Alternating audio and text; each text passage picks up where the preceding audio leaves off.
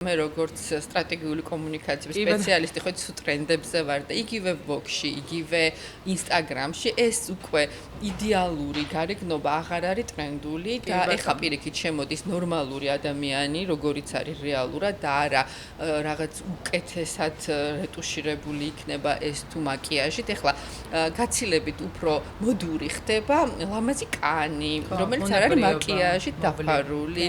და ბუნებრიობა მათ შორის ნაკვთები, რომელიც არ არის ფილერებით შეცვლილი. ანუ ეს შემოდის ახლა მოდაში და აი ესეთი იქნება ახალი ტენდენციები. ესე რომ ხო, ბუნებრიობაც ჩვენ არ გვაქვს პრობლემა.